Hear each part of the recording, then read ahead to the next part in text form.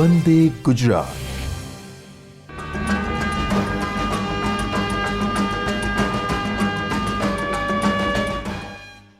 નમસ્કાર તાલીમાર્થી મિત્રો, આજે આપણે હું D B electronics instructor ITI કુબેરનગરમાંથી વર્ચ્યુઅલ ક્લાસરૂમ દ્વારા આપ શ્રી દ્વારા ઇલેક્ટ્રોનિક્સ તાલીમાર્થીઓનું હું હાર્દિક સ્વાગત કરું છું. મિત્રો, આ અગાઉ આપણે લેસનની અંદર એક્ટિવ અને પેસિવ અલગ અલગ પ્રકારના કોમ્પોનન્ટ વિશેની જાણકારી મેળવી હતી. તેમાંનો આજે કોમ્પોનન્ટની જાણકારી અને તેની ઉપયોગિતા વિશે આપણે સમજીશું. તો એ કયો કોમ્પોનન્ટ છે? તો એ કોમ્પોનન્ટ છે ટ્રાન્ઝિસ્ટર. મિત્રો, ટ્રાન્ઝિસ્ટરનું જ્યારે આપણે શરૂઆતમાં ચેપ્ટર જોયું ત્યારે ટ્રાન્ઝિસ્ટર એટલે શું, તેના કેટલા ટર્મિનલ હોય છે, તેમાં બાયસિંગની કેવી રીતની જરૂરિયાત હોય છે, તેના વિશેની મિત્રો જાણકારી મેળવી હતી. આ જાણકારી મેળવ્યા બાદ હવે આપણને એમ થાય કે ટ્રાન્ઝિસ્ટરનો ઉપયોગ ક્યાં અને કેવી રીતે કરવામાં આવે છે, અને ટ્રાન્ઝિસ્ટરનો જ્યારે ઉપયોગ કરવામાં આવે છે ત્યારે એની વર્તણૂક જે છે એ કેવી હશે અને કેવી રીતે વર્તે છે. તો મિત્રો, આજે આપણા ટૉપિક્સનું નામ છે ટ્રાન્ઝિસ્ટરના ઉપયોગો અને તેના ઇમ્પિડન્સ વિશેની જાણકારી મેળવીશું. મિત્રો, ટ્રાન્ઝિસ્ટરના ઉપયોગો આમ તો વિવિધ પ્રકારના હોય છે, તેમાં અમુક આપણે સિલેક્ટેડ ઉપયોગો વિશેની જાણકારી મેળવીએ તો ટ્રાન્ઝિસ્ટર એઝ એ સ્વિચ તરીકે વર્ક કરે છે. એટલે કે આપણે અત્યારે સુધી જોયું હતું કે મિકેનિકલ સ્વિચ અને ઇલેક્ટ્રોનિક સ્વિચ. મિકેનિકલ સ્વિચ મિત્રો આપણે જોયું હશે, ઘરે આપણે ઇલેક્ટ્રિસિટી જ્યારે ઓન અને ઓફ કરીએ છીએ ત્યારે આપણે એને મેન્યુઅલી કરવામાં આવે છે. પરંતુ જ્યારે આપણે ઇલેક્ટ્રોનિક્સ ડિવાઇસીસને ઇલેક્ટ્રોનિક રીતે સ્વિચ કરવાની હોય છે ત્યારે એની અંદર આ ટ્રાન્ઝિસ્ટરનો ઉપયોગ કરવામાં આવે છે.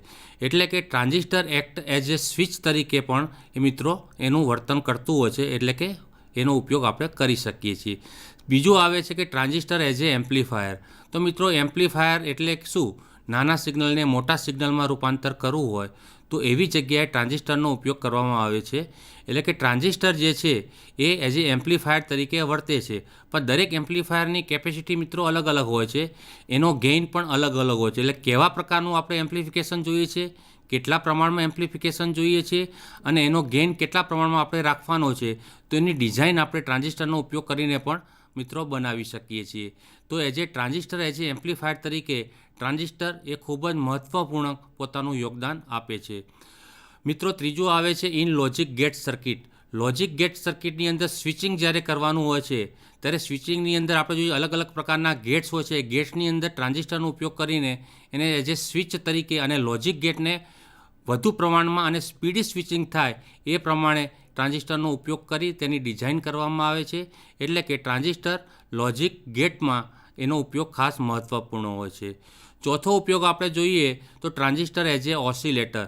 મિત્રો, ઓસિલેશન જ્યાં સુધી ન થાય ત્યાં સુધી ઇલેક્ટ્રોનિક સર્કિટ અધૂરી રહે છે. એટલે ટ્રાન્ઝિસ્ટરનો એઝ એ ઓસિલેટર તરીકે ઉપયોગ કરવો હોય તો એના અલગ અલગ પ્રકારના ઓસિલેટરની ડિઝાઇન કરીને એનું ઓસિલેશન કરીને સર્કિટને ઓસિલેશન દ્વારા સિગ્નલ આપવામાં આવે છે. આમ ટ્રાન્ઝિસ્ટરનો આપણે ઓસિલેટર દ્વારા પણ ઉપયોગ કરી શકીએ છીએ. પછી આવે છે ફેઝ સ્પ્લિટર. એટલે કે અલગ અલગ ફેઝને જુદા પાડવા હોય તો એની અંદર ટ્રાન્ઝિસ્ટર પણ ખૂબ જ મહત્ત્વપૂર્ણનો યોગદાન આપતું હોય છે. ત્યારબાદ આવે છે એઝ એ કંટ્રોલિંગ ડિવાઇસીસ. મિત્રો, કોઈપણ વસ્તુને કંટ્રોલ ઓટોમેટિક કરવી હોય તો એઝ એ ડિવાઇસીસની અંદર જે વસ્તુને ઓટો કંટ્રોલ કરવામાં આવે છે તો એમાં પણ આ ટ્રાન્ઝિસ્ટર ખૂબ જ મહત્ત્વપૂર્ણનો યોગદાન આપતો હોય છે. એટલે કે ટ્રાન્ઝિસ્ટર જોઈએ તો ટ્રાન્ઝિસ્ટર વગરની કોઈપણ ઇલેક્ટ્રોનિક સર્કિટ જે છે એ ખૂબ જ અધૂરી હોય છે. ફક્ત રેઝિસ્ટર, કેપેસિટર, ડાયોડ એનો ઉપયોગ કરીને કોઈપણ સર્કિટ પૂર્ણ થતી નથી. પરંતુ આ જે સ્વિચિંગ તરીકે એમ્પ્લીફાયર તરીકે મોટાભાગે આપણે ટ્રાન્ઝિસ્ટરનો ઉપયોગ કરતા હોઈએ છીએ. મિત્રો, આપણે નવરાત્રિની અંદર પણ આપણે એમ્પ્લીફાયરો વગાડતા હોઈએ છીએ. નાના ગીતને મોટા ગીતમાં રૂપાંતર કરવું હોય, નાના સાઉન્ડને મોટા સાઉન્ડમાં રૂપાંતર કરવું હોય, અથવા પબ્લિક એડ્રેસ સિસ્ટમને આપણે એની અંદર વાપરવી હોય તો આપણે ટ્રાન્ઝિસ્ટર એની અંદર મોટા પ્રમાણમાં વાપરેલા હોય છે. હા, એમાં પણ ટ્રાન્ઝિસ્ટરની અલગ અલગ નંબર હોઈ શકે, એની દરેક પાવર કેપેસિટી અલગ અલગ હોઈ શકે, તો ડિપેન્ડ ઓન ધ. પણ મૂળભૂત રીતે જે ટ્રાન્ઝિસ્ટર જે છે એનો આપણે એમ્પ્લીફાયર અને સ્વિચ તરીકે મોટા પ્રમાણમાં આપણે ઉપયોગ કરીએ છીએ. મિત્રો, આપણે જાણીએ છીએ કે ટ્રાન્ઝિસ્ટર એ કેવો છે? 3 ટર્મિનલવાળો ડિવાઇસ છે. એની અંદર કેટલા જંક્શન હોય છે? 2 જંક્શન હોય છે. તે મિત્રો આપ જાણતા હશો. પણ ટ્રાન્ઝિસ્ટરની અંદર જે છે 3 રિજિયન હોય છે. એ કયા 3 રિજિયન હોય છે? એક હોય છે એક્ટિવ રિજિયન, બીજો હોય છે પેસિવ રિજિયન અને ત્રીજો હોય છે સેચ્યુરેશન રિજિયન. એટલે એક્ટિવ રિજિયન અને કટ ઓફ રિજિયન અને સેચ્યુરેશન રિજિયન મોટા ભાગની અંદર ટ્રાન્ઝિસ્ટરની અંદર ઉપયોગ કરવામાં આવે છે. હવે મિત્રો આપણને એમ થાય કે ટ્રાન્ઝિસ્ટરનું એક્ટિવ રિજિયન શું કામ કરે છે? તો એક્ટિવ રિજિયનમાં જ્યારે ટ્રાન્ઝિસ્ટર પોતે વર્ક કરતો હોય તો એઝ એ એમ્પ્લીફાયર તરીકે ટ્રાન્ઝિસ્ટરને જ્યારે વર્કમાં લેવાનો હોય ત્યારે ટ્રાન્ઝિસ્ટર જે છે પોતે એક્ટિવ રિજિયન તરીકે વર્ક કરતો હોય છે. હવે એક્ટિવ રિજિયનની અંદર મિત્રો જે છે એની અંદર એમીટર અને બેઝ એટલે કે ઈબી જંકશન જે છે એ હંમેશા ફોરવર્ડ બાયસમાં હોય છે અને જ્યારે એનો સીબી જંકશન એટલે કે કલેક્ટર અને બેઝ જંકશન એ હોય છે રિવર્સ બાયસમાં. આ પ્રમાણમાં જો બાયોસિંગનું જોડાણ કરવામાં આવે તો એ એક્ટિવ રિજિયનની અંદર ટ્રાન્ઝિસ્ટર પ્રોપરલી વર્ક કરી શકશે. હવે જ્યારે ટ્રાન્ઝિસ્ટરને જ્યારે આ બાયસ આપવામાં આવે છે ત્યારે વોલ્ટેજ લેવલનું પણ આપણે ખાસ ધ્યાન રાખવું જરૂરી છે. તો ટ્રાન્ઝિસ્ટરના ઈબી જંકશન એટલે કે એમીટર અને બેઝ જંકશનને લો વોલ્ટેજ આપવામાં આવે છે, જ્યારે સીબી જંકશન એટલે કે કલેક્ટર અને બેઝ જંકશનને મિત્રો હાઈ વોલ્ટેજ આપવામાં આવે છે. તો એક્ટિવ રિજિયનની અંદર ટ્રાન્ઝિસ્ટર જે છે એઝ એ એમ્પ્લીફાયર અને ઓસિલેટર તરીકે વર્ક કરતું હોય છે. પરંતુ મિત્રો આપણને હવે એમ થાય કે ટ્રાન્ઝિસ્ટરને મારે એઝ એ સ્વિચ તરીકે વર્ક કરવાનું હોય ત્યારે કયા રિજિયનનો ઉપયોગ કરવો જોઈએ? તો મિત્રો એની અંદર ટ્રાન્ઝિસ્ટરના બીજા બે રિજિયન બાકી રહી જતા હોય છે. એક છે કટ ઓફ રિજિયન અને ત્રીજું આવે છે સેચ્યુરેશન રિજિયન. તો કટ ઓફ રિજિયન શું છે તેની આપણે જાણકારી મેળવીએ. કટ ઓફ રિજિયન એટલે કે ટ્રાન્ઝિસ્ટરની ઓફ કન્ડિશન. એટલે કે ટ્રાન્ઝિસ્ટર જ્યારે ઓફ કન્ડિશનમાં હોય છે ત્યારે એ ટ્રાન્ઝિસ્ટર પોતે કટ ઓફ રિજિયનની અંદર વર્ક કરી રહ્યો છે તેમ આપણે કહી શકીએ. હવે ટ્રાન્ઝિસ્ટરની કટ ઓફ રિજિયનની અંદર પણ આપણે પહેલાં અગાઉના જે બે જંકશન જોયા એમીટર બેઝ જંકશન અને કલેક્ટર અને બેઝ જંકશન. તો આની અંદર કલેક્ટર અને બેઝ જંકશન એટલે એમીટર અને બેઝ જંકશન એ બંને જંકશનને કયા પ્રકારનું બાયસ આપવું જોઈએ? તો બંને જંકશનોની અંદર મિત્રો રિવર્સ બાયસ આપવામાં આવે છે. આપણે ખાસ ભૂલવું જોઈએ નહીં. એ ટ્રાન્ઝિસ્ટરના ઈબી એટલે કે એમીટર બેઝ જંકશનને રિવર્સ બાયસ અને કલેક્ટર બેઝ જંકશનને પણ રિવર્સ બાયસ આપવામાં આવે છે. હવે આપણને એમ થાય કે રિવર્સ બાયસ એટલે શું? મિત્રો આપ જાણતા હશો કે પીને નેગેટિવ અને એનને પોઝિટિવ બાયસ આપવામાં આવે તો એવા બાયસને આપણે રિવર્સ બાયસ કહીશું.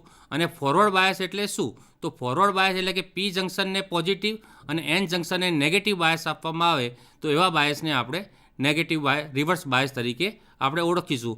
આ મિત્રો આ જાણકારી આપણે ડાયોડના ચેપ્ટરની અંદર મેળવી હશે.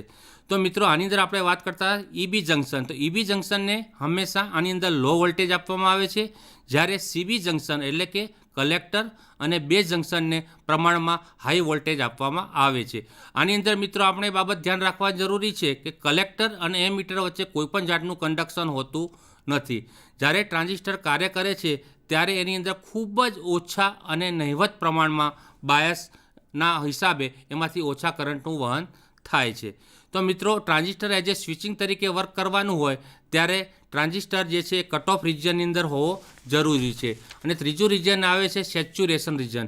તો સેચ્યુરેશન રિજિયન એટલે શું? કે સેચ્યુરેશન રિજિયનમાં શું થશે? બંને જંકશન ફોરવર્ડ બાયસમાં હોવો જોઈએ. એટલે કે આપણે અગાઉ ચર્ચા કરી તે ફોરવર્ડ બાયસ એટલે શું? ફોરવર્ડ બાયસ એટલે કે પી જંકશનને પોઝિટિવ અને એન જંકશનને નેગેટિવ વોલ્ટેજ આપવામાં આવે તો એવા બાયસને આપણે ફોરવર્ડ બાયસ કહીશું. તો મિત્રો આની અંદર જે છે સેચ્યુરેશન રિજિયનની અંદર જ્યારે ટ્રાન્ઝિસ્ટર વર્ક કરતો હોય છે ત્યારે હાઈ કરંટનું વહન થતું હોય છે.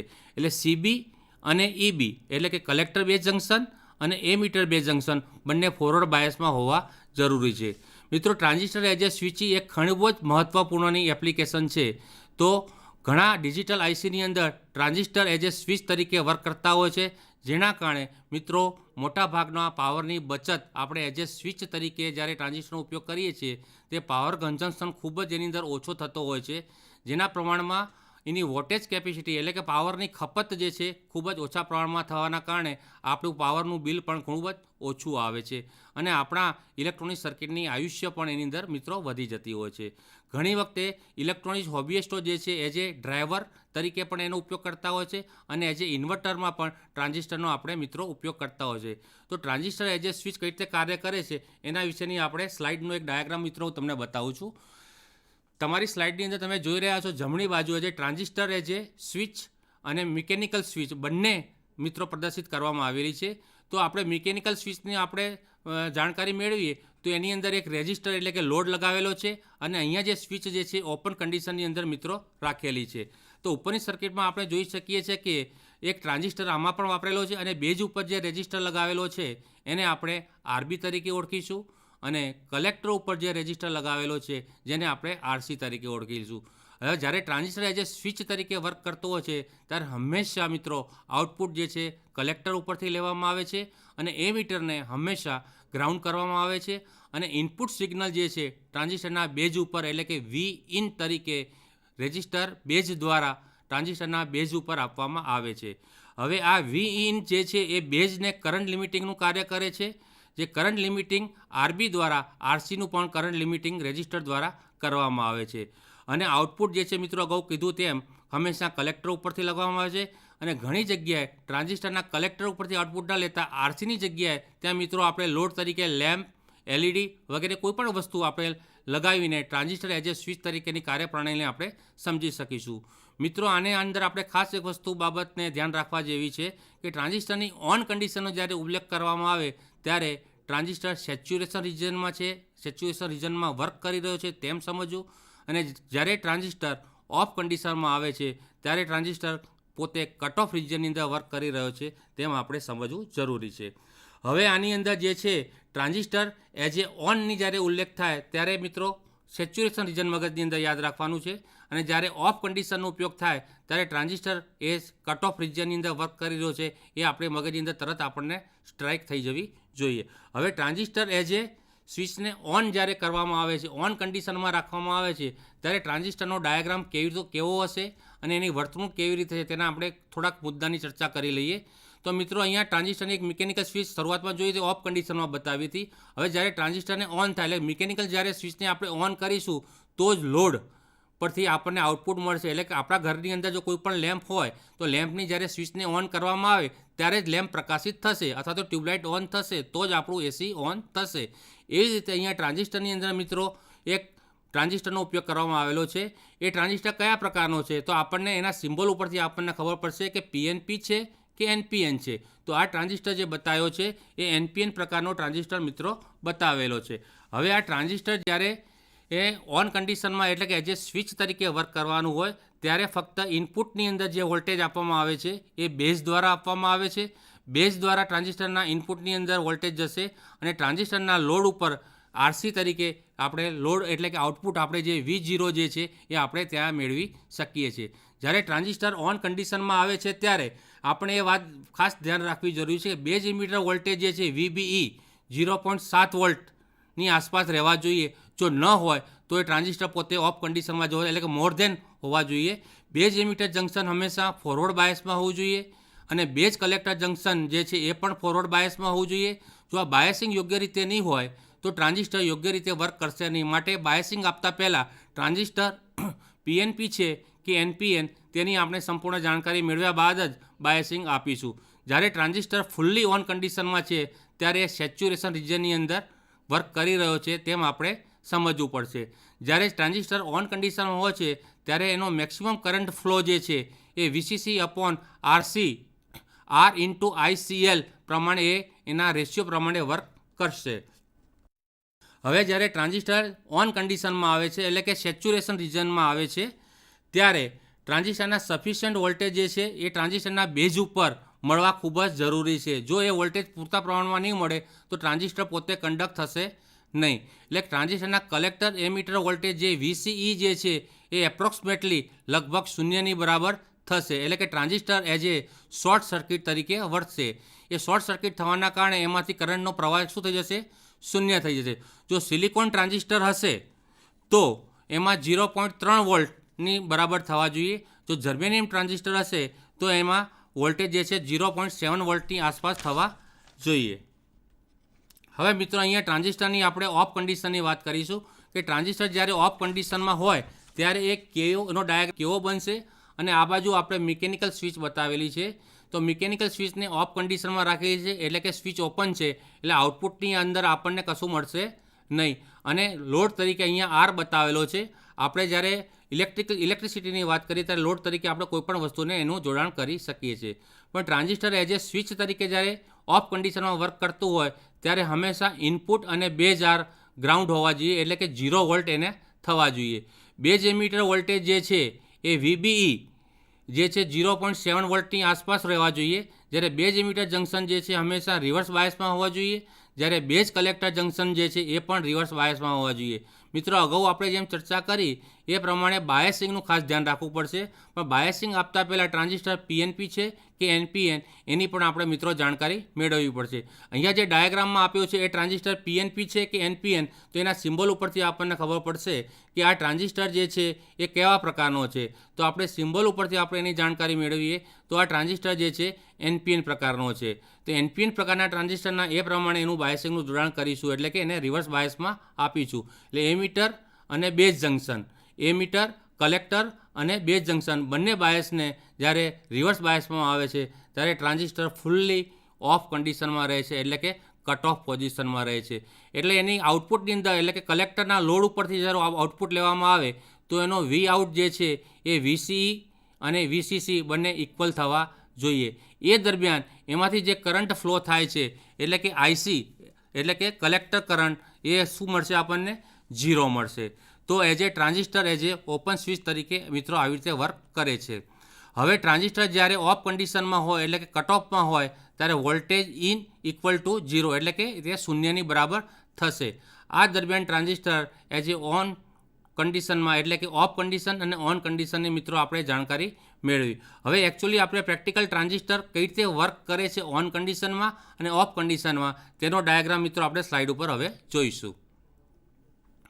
તો અહીંયા આપણે એક ટ્રાન્ઝિસ્ટરને લોડ તરીકે આપણે એલઈડીનો ઉપયોગ કરીશું, એટલે કે લાઇટ ઇમિટિંગ ડાયોડ.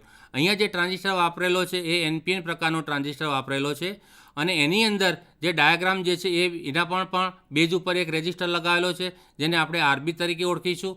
અને આ બેઝ રેઝિસ્ટર જે છે એ શું કરશે? બેઝ કરંટને લિમિટેડ કરવાનું કામ કરશે. જો બેઝ કરંટ પ્રોપર લિમિટ નહીં થાય, પ્રોપર પ્રમાણમાં એને જો લિમિટ કરવામાં ન આવે તો આપણો ટ્રાન્ઝિસ્ટર મિત્રો ડેમેજ થવાની સંપૂર્ણ સંભાવના રહેલી છે.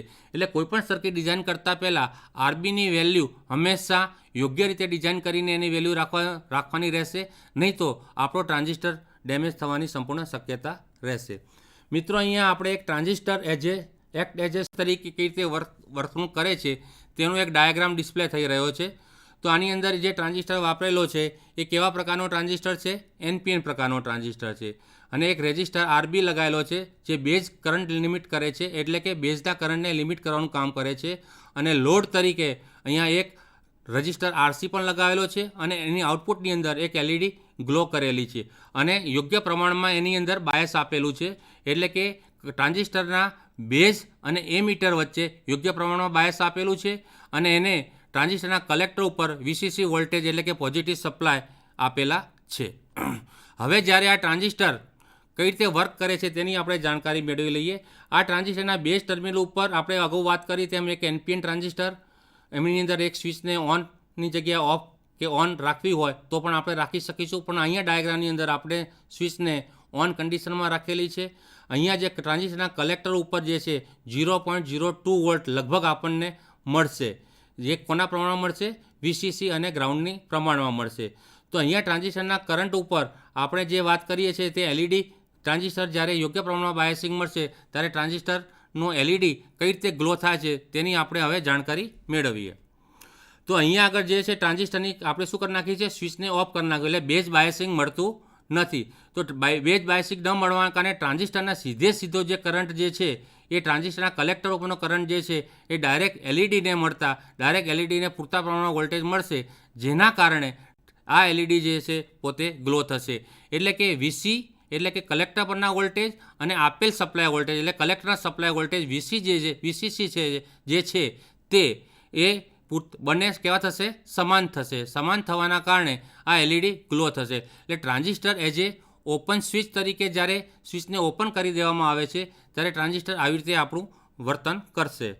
હવે આપણે મિત્રો જોઈશું કે ટ્રાન્ઝિસ્ટર એઝ એ એમ્પ્લીફાયરની. હવે આપણે એમ્પ્લીફાયર કરતાં જાણતા પહેલાં ટ્રાન્ઝિસ્ટરના બેઝ રેઝિસ્ટરનું કેલ્ક્યુલેશન કઈ રીતે કરવું તેની મિત્રો આપણે જાણકારી મેળવીએ. તો અહીંયા એક એક્ઝામ્પલ આપેલો છે. એ એક્ઝામ્પલની અંદર આપણે જોઈએ કે ટ્રાન્ઝિસ્ટરનો બીટા એ ખૂબ જ મહત્ત્વપૂર્ણનું યોગદાન ભજવે છે. તો અહીંયા ટ્રાન્ઝિસ્ટરનો જે બીટા જે છે 200 આપેલો છે, કલેક્ટર કરંટ જે છે 4 મિલીએમ્પિયર આપેલો છે, બેઝ કરંટ જે છે 20 માઇક્રો એમ્પિયર આપેલો છે. તો આપણે આરબીની વેલ્યુ મિત્રો આપણે શોધવાની છે. તો અહીંયા આગળ જે બેઝ ટર્મિનલના વોલ્ટેજ જે છે એ 2.5 વોલ્ટ નક્કી કરેલા છે. તો એની એક ફોર્મ્યુલા છે કે કોઈપણ ટ્રાન્ઝિસ્ટરના બેઝની વેલ્યુ આપણે શોધવાની હોય ત્યારે RB is equal to V in એટલે કે input supply voltage minus VBE એટલે કે બેઝ એમિટરના વોલ્ટેજ ડિવાઈડ બાય આઈબી એટલે કે બેઝ કરંટ. તો મિત્રો આ ફોર્મ્યુલાની અંદર આપણે વી ઇન જાણીએ છીએ એટલે કે 2.5 વોલ્ટ આપેલા છે. વીબીઈ આપણને મિત્રો ખબર છે કે 0.7 વોલ્ટ અથવા તો 0.3 વોલ્ટ કયા પ્રકારનો ટ્રાન્ઝિસ્ટર વાપરેલો છે એના પર ડિપેન્ડ કરશે. પણ અહીંયા જે આપણે ટ્રાન્ઝિસ્ટરની વાત કરીએ છીએ 0.7 વોલ્ટ અહીંયા માટે નક્કી કરેલા છે. ત્યારબાદ ડિવાઈડ બાય એટલે કે 20 માઇક્રો એમ્પિયર એટલે કે 20 × 10⁻⁶. આનું આપણે સોલ્યુશન કરીએ તો બેઝ રેઝિસ્ટરની જે વેલ્યુ છે એ 90 કિલો ઓહ્મની આસપાસ આપણે ડિઝાઇન કરવી પડશે. પરંતુ મિત્રો 90 કિલો ઓહ્મનો રેઝિસ્ટર માર્કેટમાં મળતો ન હોવાના કારણે આપણે આ આરબીની વેલ્યુ લગભગ 82 કિલો ઓહ્મની આસપાસ આપણે લઈ શકીશું. હવે એવો જ એક આપણે સેમ બીજું ઉદાહરણ જે છે આપણે એને સમજવા પ્રયત્ન કરીશું. અગેન આપણે આની આ જ વેલ્યુ સેમ રાખેલી છે, પરંતુ મિનિમમ બેઝ વેલ્યુ જે છે ટ્રાન્ઝિસ્ટર જ્યારે ફુલ્લી ઓન થાય છે એટલે કે સેચ્યુરેશન કન્ડિશનમાં આવે છે ત્યારે તેના લોડ કરંટની જરૂરિયાત કેટલી છે? 20 મિલી એમ્પિયર છે. અને ઇનપુટ વોલ્ટેજ એ વધીને કેટલા થાય છે? 2.5 વોલ્ટમાંથી વધીને કેટલા થાય છે? 5.0 વોલ્ટ થાય છે. તો એ સમયે આપણે આરબીની વેલ્યુ કેટલી રાખવી જોઈએ? તો એના માટે ટ્રાન્ઝિસ્ટરમાં પહેલાં શોધવું પડશે આપણે મિત્રો? બેઝ કરંટ શોધવો પડશે. તો બેઝ કરંટ માટેની એક ચોક્કસ ફોર્મ્યુલા નક્કી કરેલી છે. આઈબી બરાબર આઈસી એટલે કે collector current divide by beta. તો અહીંયા આપણે અગાઉના એક્ઝામ્પલમાં જોયું તો બીટા આપણે જાણતા હતા 200 આપેલો હતો. કલેક્ટર કરંટ અહીંયા જે છે જરૂરિયાત કેટલી છે? 200 મિલી એમ્પિયરની. એટલે આઈસી અપોન બીટા એટલે કે 200 મિલી એમ્પિયર ડિવાઈડ બાય 200. તો આનું આપણે કેલ્ક્યુલેશન કરીએ તો આમાંથી બેઝ કરંટ કેટલો પસાર થશે? 1 મિલી એમ્પિયર જેટલો પસાર થશે.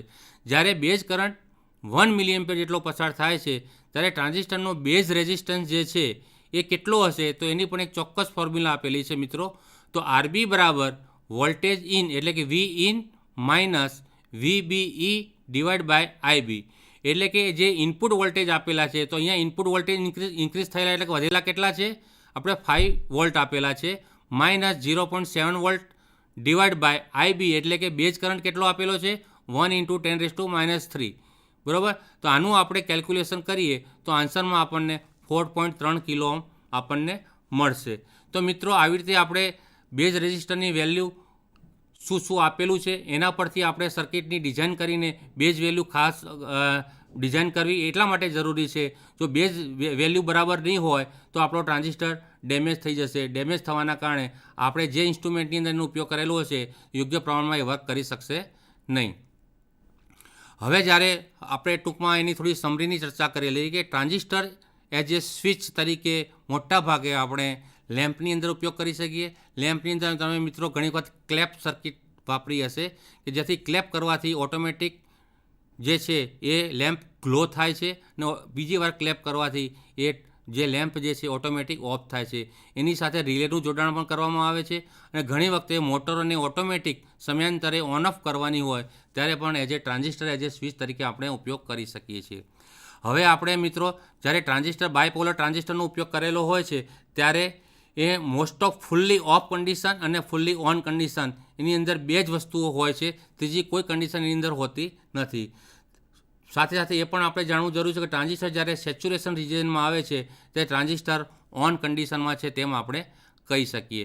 જ્યારે ટ્રાન્ઝિસ્ટર મિત્રો આપણે કટ ઓફ પોઝિશનમાં જાય એટલે કે ટ્રાન્ઝિસ્ટર જ્યારે કટ ઓફ પોઝિશનમાં હોય ત્યારે ટ્રાન્ઝિસ્ટર ઓફ કન્ડિશનમાં છે તેમ આપણે કહી શકીએ.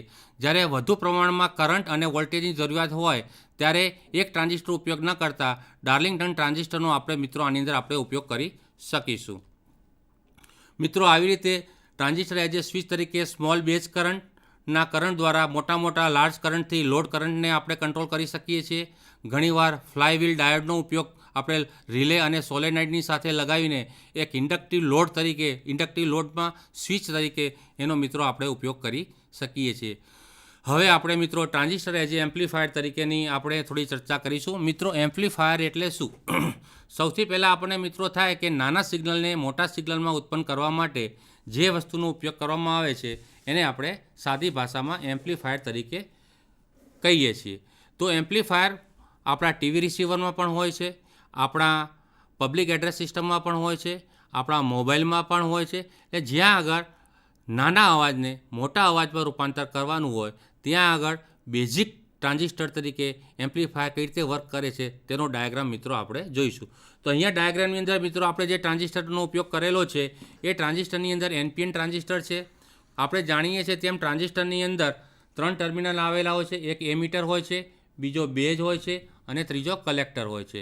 આપણને મિત્રો એ પણ ખ્યાલ છે કે ટ્રાન્ઝિસ્ટર જે છે કયા પ્રકારનો છે? NPN પ્રકારનો છે. NPN પ્રકારના ટ્રાન્ઝિસ્ટરની અંદર અહીંયા આપણે કોમન બેઝ એટલે કે બેઝને કોમન રાખેલો છે.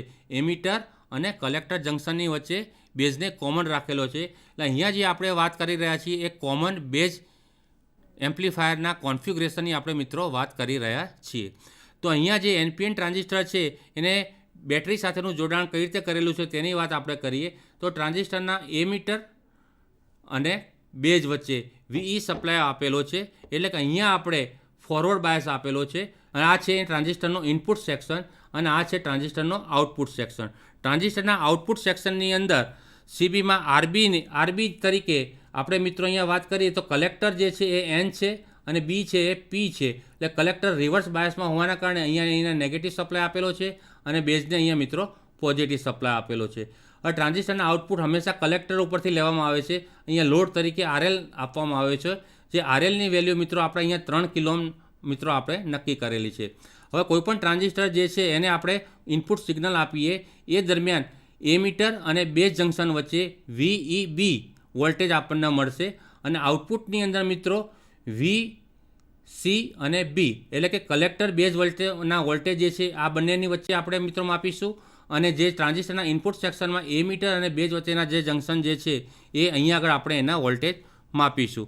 હવે મિત્રો આપણે એ પણ વસ્તુ ધ્યાન રાખવા જરૂરી છે કે CB એટલે કે CBમાં ઇનપુટ રેઝિસ્ટન્સ જે છે એટલે કે કોમન બેઝની અંદર જે આ ઇનપુટ રેઝિસ્ટન્સ જે છે એ ઇનપુટ રેઝિસ્ટન્સ હંમેશા લો હોય છે. જ્યારે આઉટપુટ સેક્શન એટલે કે ટ્રાન્ઝિસ્ટરનો જે VCB સેક્શન જે છે એ આઉટપુટ સેક્શનની અંદર જે લોડ જે છે એટલે કે એનો આઉટપુટ રેઝિસ્ટન્સ જે છે એ કેવો હોય છે મિત્રો? હાઈ હોય છે. ઇનપુટ સેક્શનમાં લો રેઝિસ્ટન્સ અને આઉટપુટ સેક્શનમાં હાઈ રેઝિસ્ટન્સ હોય છે. ઇનપુટ સેક્શનમાં હંમેશા ફોરવર્ડ બાયસ અને આઉટપુટ સેક્શનમાં મિત્રો રિવર્સ બાયસ આપીને આપણે ટ્રાન્ઝિસ્ટર એઝ એમ્પ્લીફાયર તરીકે વર્ક કરીએ છીએ. હવે મિત્રો અહીંયા આપણે ધારીએ કે ટ્રાન્ઝિસ્ટર ઇનપુટ સેક્શનની અંદર AC સિગ્નલનું એક વોલ્ટેજ આપવામાં આવે છે જેને આપણે મિત્રો VI તરીકે ઓળખીશું એટલે તો Vin તરીકે ઓળખીશું. તો ઇનપુટ સેક્શનમાં જે AC સિગ્નલ આપવામાં આવ્યું એ AC સિગ્નલ જે છે VE ઉપર શું કરવામાં આવે છે? સુપર ઇમ્પોઝ કરવામાં આવે છે. જેથી બેઝ વોલ્ટેજમાં ફેરફાર થવાના કારણે એમીટર કરંટની અંદર ફેરફાર થાય છે. એમીટર કરંટમાં ફેરફાર થવાના કારણે કલેક્ટર કરંટ અને એમીટર કરંટ કેવા થશે? સમાન થશે. એટલે આઉટપુટની અંદર જે આપણે નાનું સિગ્નલ આપવામાં આવ્યું હતું એ ઇનપુટની અંદર જે નાનું સિગ્નલ આપવામાં આવ્યું હતું એના પ્રમાણમાં આઉટપુટની અંદર આપણને મોટું સિગ્નલ મળે છે. તો મિત્રો આવી રીતે ટ્રાન્ઝિસ્ટર એઝ એમ્પ્લીફાયર તરીકે એક ટ્રાન્ઝિસ્ટરથી કાર્ય ન થતું હોય તો એ કરતાં વધારે ટ્રાન્ઝિસ્ટરનો મિત્રો આપણે ઉપયોગ કરીને એના વિશે આપણે એમ્પ્લિફિકેશન વધુ પ્રમાણમાં કરી શકીએ છીએ. મિત્રો હવે આપણે ટ્રાન્ઝિસ્ટરના એઝ એ સ્વિચ તરીકેની કાર્યપ્રણાલી જોઈ, ટ્રાન્ઝિસ્ટરના એઝ એ એમ્પ્લીફાયર તરીકેની કાર્યપ્રણાલી જોઈ, પણ આ કાર્યપ્રણાલી કરતાં પહેલાં મિત્રો આપણે એનું ઇમ્પિડન્સ પણ ખૂબ જ મહત્ત્વનો ભાગ ભજવતો હોય છે. હવે મિત્રો ઇમ્પિડન્સ એટલે શું? સૌથી પહેલાં ઇમ્પિડન્સ જે છે એ ઝેડથી માપવામાં આવે છે અને એનો એકમ જે છે મિત્રો ઓહમમાં હોય છે. કોઈપણ સર્કિટનું સારી રીતે ઓપરેશન કરવું હોય, એક સ્ટેજમાંથી બીજા સ્ટેજની અંદર સિગ્નલને ટ્રાન્સફર કરવું હોય અને કોઈપણ જાતના લોસીસ વગર જો સિગ્નલને ટ્રાન્સફર કરવાનું આવે તો એના માટે ઇમ્પિડન્સ ખૂબ જ મહત્ત્વનો ભાગ ભજવતો હોય છે. તો મિત્રો કોઈપણ સર્કિટ હોય તો એ સર્કિટની અંદર બે પ્રકારના ઇમ્પિડન્સ હશે, ઇનપુટ ઇમ્પિડન્સ અને આઉટપુટ ઇમ્પિડન્સ. ઇનપુટ ઇમ્પિડન્સને મિત્રો ZIN તરીકે ઓળખવામાં આવે છે અને આઉટપુટ ઇમ્પિડન્સને ZOUT તરીકે ઓળખવામાં આવે છે. હવે ઇનપુટ ઇમ્પિડન્સ છે શું? તો ઇનપુટ ઇમ્પિડન્સ જે છે એ ઇનપુટ તરીકે એટલે કે કોઈપણ સિગ્નલને મારે આપવું હોય તો દાખલા તરીકે માઇક્રોફોન, તો આપણે જે અવાજને બોલીએ છીએ એ અવાજ માઇક્રોફોન દ્વારા ઇલેક્ટ્રિકલ સિગ્નલની અંદર રૂપાંતર કરે છે અને એ પ્રોપર સિગ્નલ પ્રોપર રીતે ડિવાઇસની અંદર જાય અને પ્રોસેસ થાય અને કોઈપણ જાતનું લોસીસ ન થાય એના માટે ઇમ્પિડન્સ મેચિંગ ખૂબ જ જરૂરી છે. એવી રીતે આઉટપુટ સેક્શનની અંદર મિત્રો ટ્રાન્ઝિસ્ટરમાં માનો કે આપણે સ્પીકર લગાવેલું હોય અથવા તો રિલેનો ઉપયોગ કરેલો હોય તો સ્પીકરનો પણ ઇમ્પિડન્સ આઉટપુટ સર્કિટ સાથે હંમેશા મેચ થવો ખૂબ જ જરૂરી છે. જો નહીં થાય તો આપણને જોઈતા પ્રમાણમાં આઉટપુટ એટલે કે રિઝલ્ટ મળશે નહીં. તો માઇક્રોફોન છે, સ્પીકર છે કે રિલે છે, એની ઉપર ઉત્પાદનકર્તા દ્વારા એની ઉપર ચોક્કસ પ્રકારનું ઇમ્પિડન્સ એનું કેટલું છે એ મિત્રો એની પર લખેલું જ હોય છે. એટલે એ ઇમ્પિડન્સના પ્રમાણની અંદર આપણે સર્કિટને ડિઝાઇન કરવી જોઈએ. તેથી ઇનપુટ અને આઉટપુટ ઇમ્પિડન્સ પ્રોપર રીતે મેચ થવા જોઈએ. જો પ્રોપર રીતે મેચ નહીં થાય તો આપણને યોગ્ય પ્રમાણમાં આઉટપુટ મળશે નહીં. સામાન્યપણે આપણે ફ્રિક્વન્સી રેન્જના એમ્પ્લીફાયરમાં કપલિંગ તરીકે અથવા તો બાયપાસ તરીકે મિત્રો કેપેસિટરનો ઉપયોગ કરતા હોઈએ છીએ. જ્યારે કેપેસિટરને એસી સિગ્નલ આપવામાં આવે પછી એ બાયપાસ તરીકે હોય કે કપલિંગ તરીકે હોય, જ્યારે એને એસી સિગ્નલ આપવામાં આવે છે ત્યારે એ શોર્ટ સર્કિટ તરીકે વર્તન કરતું હોય છે. તો આવી કન્ડિશનની દરમિયાન તો ટ્રાન્ઝિસ્ટરનો જે ઇનપુટ રેઝિસ્ટન્સ જે છે એ આર ઇન એ એનો ઇનપુટ ઇમ્પિડન્સ તરીકે ઓળખાશે. એવી રીતે જે આઉટપુટ રેઝિસ્ટન્સ જે છે એ ઝેડ આઉટ તરીકે ઓળખવામાં આવશે. તો મિત્રો કોઈપણ આવી સર્કિટ જ્યારે હોય ત્યારે એનો ઇનપુટ ઇમ્પિડન્સ જે છે Z in A voltage in અને આઈ ઇન એટલે કે કરંટ ઇનના પ્રમાણના રેશિયોના પ્રમાણમાં હોય છે. એટલે કે ઝેડ ઇન બરાબર V in divide by I in, જે રેશિયો પ્રમાણે ગણતરી મળે એ પ્રમાણે એનો ઝેડ ઇન નક્કી થતો હોય છે. અને આ જે ઝેડ ઇન જે છે મિત્રો હંમેશા ઓહમની અંદર માપવામાં આવે છે. તો વોલ્ટેજ ઇનની જે વેલ્યુ જે છે એ અને આઈ ઇનની વેલ્યુ જે છે મિત્રો એ હંમેશા પીક ટુ પીક વેલ્યુમાં હોય અથવા તો એની આરએમએસ વેલ્યુ નક્કી કરવામાં આવતી હોય છે. તો એની ફોર્મ્યુલા પ્રમાણે ઝેડ ઇન બરાબર V in divide by I in પ્રમાણે આપણે કિંમત મૂકીશું તો આપણે એ સર્કિટનો ઇનપુટ ઇમ્પિડન્સ મિત્રો આપણે મેળવી શકીશું. તેવી જ રીતે સર્કિટનો આઉટપુટ જે ઇમ્પિડન્સ જે છે એ મોટાભાગે આરસીને માનવામાં આવે છે. એટલે કે કલેક્ટર ઉપર જે રેઝિસ્ટર લગાવવામાં આવેલો છે એની વેલ્યુના પ્રમાણની અંદર જે ટ્રાન્ઝિસ્ટરનો ઇમ્પિડન્સ મોટાભાગે નક્કી થતો હોય છે. સર્કિટનો ઇમ્પિડન્સ જે છે એ Z out is equal to RC, એટલે કે સર્કિટનો જે ઇમ્પિડન્સ જે છે એ અને ટ્રાન્ઝિસ્ટરના કલેક્ટર ઉપર જે રેઝિસ્ટર લગાવવામાં આવેલો છે એ બંને હંમેશા કેવા હોય છે? સમાન હોય છે. એટલે કે ટ્રાન્ઝિસ્ટરનો ઇમ્પિડન્સ જો યોગ્ય પ્રમાણમાં મિત્રો મેચ કરવામાં આવશે તો આઉટપુટની અંદર સિગ્નલ લોસીસ થયા વગર આપણને સારા પ્રમાણમાં રિસ્પોન્સ આપણને મળશે. એટલે ટ્રાન્ઝિસ્ટર એઝ એ એમ્પ્લીફાયર તરીકે ઉપયોગ કરવો હોય તો મિત્રો ઇમ્પિડન્સનું ખાસ મહત્ત્વ છે. તો મિત્રો આજે આપણે આ ચેપ્ટરની અંદર ટ્રાન્ઝિસ્ટરના વિવિધ ઉપયોગોની જાણકારી મેળવી. હું આશા રાખું છું તેવી રીતે ટ્રાન્ઝિસ્ટરના એઝ એ સ્વિચ તરીકે ટ્રાન્ઝિસ્ટર કઈ રીતે વર્ક કરે છે આપણે મિકેનિકલ સ્વિચ અને ટ્રાન્ઝિસ્ટર એઝ એ સ્વિચની સરખામણી કરી. સાથે ટ્રાન્ઝિસ્ટર એઝ એ એમ્પ્લીફાયર તરીકે મિત્રો કોમન બેઝમાં મોટા ભાગે common emitter as a amplifier તરીકે વર્ક કરતું હોય છે, જે આપણે આગળના લેસનમાં એની વિસ્તૃત જાણકારી મેળવીશું. હું આશા રાખું છું કે આજનું મારું આ લેસન આપને ખૂબ જ મહત્ત્વપૂર્ણ સમજ પડી હશે. Thank you. આભાર.